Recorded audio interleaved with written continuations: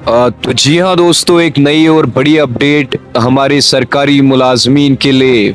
Ministry of finance की अगर हम बात करें तो मिनिस्ट्री ऑफ फाइनेंस ने एक नई नोटिफिकेशन जारी की है, जैसा कि आप अपनी स्क्रीन पर देख ही पा रहे होंगे, जिसमें एक नई यूनिफाइड पेंशन स्कीम लॉन्च की गई है। ये स्कीम की अगर हम बात करें तो ये स्कीम अब नेशनल पेंशन सिस्टम यानी एनपीएस के अंडर ऑप्शन के रूप में अवेलेबल है। तो इस वीडियो में मैं आपको इस स्कीम के इम्पोर्टेंट डिटेल्स और एलिजिबिलिटी के बारे में समझाऊंगा।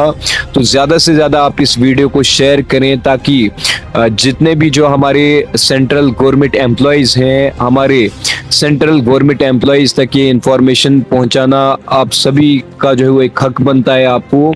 तो ज़्यादा से ज़्यादा आप इस वीडियो को शेयर करें।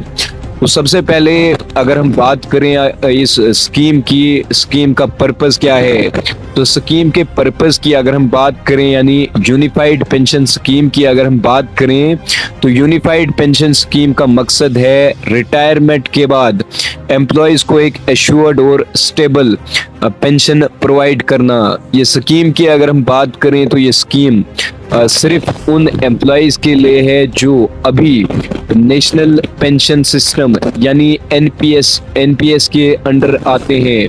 यानी अगर आप जो है वो एनपीएस के अंडर आते हो तो आपके लिए स्कीम, आप इसका जो है वो लाभ उठा सकते हो। ये जो स्कीम है इसमें जो है वो एलिजिबिलिटी क्या कुछ रहेगी, तो इसके बारे में अगर हम बात करें तो ये स्कीम उन्हीं एम्प्लॉयज के लिए एप्लीकेबल होगी जो कम से कम 10 साल की सर्विस यानी 10 साल की सर्विस कंप्लीट करके रिटायर होते हैं।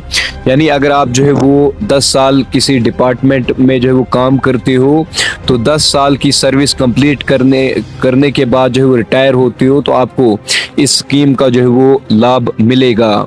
या 25 साल की सर्विस कंप्लीट करके वॉलंटियरली जो है वो अगर आप जो है वो रिटायरमेंट लेना चाहते हो तो भी आपको इस स्कीम का जो है वो लाभ मिलेगा।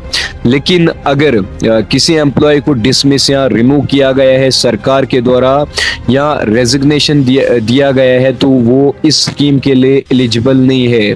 मैं आपको मतलब फिर से बता दूं, एक बार फिर से शेयर कर दूं, अगर जो है वो सरकार के द्वारा किसी एम्प्लॉय को डिसमिस या रिमूव किया गया हो या रेजिग्नेशन दिया गया हो तो वो इस स्कीम के लिए एलिजिबल नहीं होगा। बेनिफिट्स की अगर हम बात करें तो यूनिफाइड पेंशन स्कीम के अंडर आपको क्या कुछ मिलेगा। बेसिक पे का 50% पेंशन अगर आपने 25 साल या उससे ज़्यादा सर्विस की हो तो मिनिमम एश्योर्ड पेंशन आपको 10,000 पर मंथ। अगर आपको सर्विस 10 साल या उससे ज़्यादा है यानी अगर आपकी सर्विस जो है वो 10 साल या उससे ज़्यादा है तो आपको मिनिमम एश्योर्ड पेंशन जो है वो 10,000 यहाँ पर जो है वो मिलने जा रही है।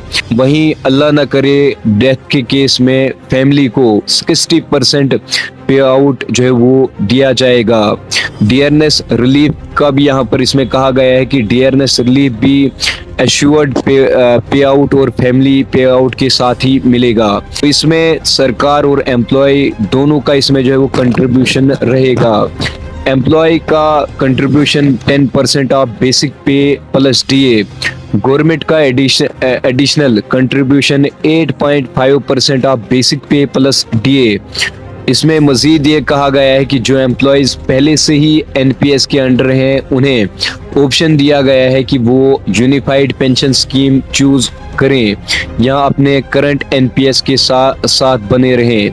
तो ये जो कुछ इस नोटिफिकेशन में कहा गया था पूरा डिटेल के साथ मैंने आपके साथ शेयर कर लिया है। बाकी जो कुछ आपका डाउट रहता है, जो आपका क्वेश्चन रहता है, ज़रूर हमें कमेंट करके पूछ सकते हो, हम आपको ज़रूर बताएंगे। शुक्रिया।